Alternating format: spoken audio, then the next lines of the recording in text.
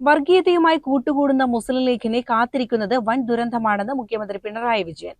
താനൂരിൽ CPM ജില്ലാ സമ്മേളനത്തിന്റെ ഭാഗമായി നടന്ന പൊതുസമ്മേളനം ഉദ്ഘാടനം ചെയ്യുകയായിരുന്നു അദ്ദേഹം. വർഗീയതയ്ക്ക് മറുപടി വർഗീയത അല്ലെന്നും മുഖ്യമന്ത്രി പറഞ്ഞു. ഇന്ത്യൻ യൂണിയൻ മുസ്ലിം ലീഗ് ഇതിനെല്ലാം കീഴ്പ്പെട്ടുകൊണ്ടിരിക്കുന്നു. മറ്റു കൂടുതൽ കാര്യങ്ങളിലേക്ക് ഇപ്പൊ ഞാൻ കടക്കുന്നില്ല. എന്നാൽ ഇത് അത്യന്തം ആപൽക്കരമായ നീക്കമാണെന്ന് മനസ്സിലായിക്കൊള്ളണം. കോൺഗ്രസിന് സംഭവിച്ചത് നല്ല അനുഭവ പാഠമായിട്ടെടുക്കണം. ചോദ്യം ചെയ്യപ്പെടാത്ത ശക്തിയായി കോൺഗ്രസ് നിന്നതാണ്. വർഗീയതയുമായി സമരസപ്പെട്ടു. വർഗീയതയുടെ ജൂനിയർ പങ്കാളിയായി മാറാൻ നോക്കി. ഫലം വിവിധ സംസ്ഥാനങ്ങളിൽ കോൺഗ്രസിന്റെ ശക്തിയില്ലാതായി. അവിടെ ആ വർഗീയതക്ക് സ്ഥാനമായി. ഇന്ത്യൻ യൂണിയൻ മുസ്ലിം ലീഗ് ഇപ്പോ നീക്കിക്കൊണ്ടിരിക്കുന്ന നീക്കങ്ങൾ അത് അങ്ങേയറ്റം വിനാശകരമായതാണ് എന്ന് മനസ്സിലാക്കിയില്ലെങ്കിൽ വലിയ ദുരന്തം കാത്തിരിക്കുന്നുണ്ടാകും എന്നത് മാത്രം ഓർത്താൽ നല്ലതാണ്.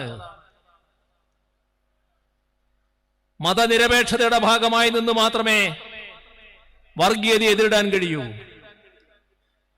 മതനിരപേക്ഷതയുടെ ഭാഗത്ത് നിൽക്കുകയും വർഗീയതയെ പ്രോത്സാഹിപ്പിക്കുകയും ചെയ്താൽ അത് മതനിരപേക്ഷതയെ ശക്തിപ്പെടുത്തലല്ല, വർഗീയതയാണ് ശക്തിപ്പെടുത്തുക. വർഗീയത നിങ്ങളെ തന്നെ വിഴുങ്ങി എന്ന് വരും. അതും മനസ്സിലായിക്കൊള്ളണം. ഇത് 4 വോട്ടിന്റെ പ്രശ്നമോ 2 സീറ്റിന്റെ പ്രശ്നമോ അല്ല, നാടിന്റെ ഭാവിയുടെ പ്രശ്നമാണ്. ഈ കാര്യത്തിൽ കറകളഞ്ഞ നിലപാടാണ് CPIM-ന്. ഒരു വിട്ടുവീഴ്ചയും വർഗീയതയോടില്ല. അത് ഭൂരിപക്ഷ വർഗീയതയായാലും ന്യൂനപക്ഷ വർഗീയതയായാലും. 4 വോട്ടിന് വേണ്ടി രാഷ്ട്രീയ ചെറ്റത്തരം കാണിക്കാൻ ഞങ്ങൾ ഒരു ഘട്ടത്തിലും തയ്യാറുമല്ല. പാർലമെന്റിൽ അംബേദ്കറിനെതിരെ അമിത് ഷാ നടത്തിയ പരാമർശം അദ്ദേഹത്തിന്റെ ചാതുർവർണ്ണ്യബോധത്തിന്റെ സവർണ മനോഭാവത്തിൽ നിന്നുണ്ടായതാണ്. 4 വർഗം മനുഷ്യരാണുള്ളത്. 4ലും പെടാത്തവർ പട്ടികജാതി പട്ടികവർഗ വിഭാഗത്തിലും ഇതിൽപ്പെട്ടയാളാണ് അംബേദ്കർ.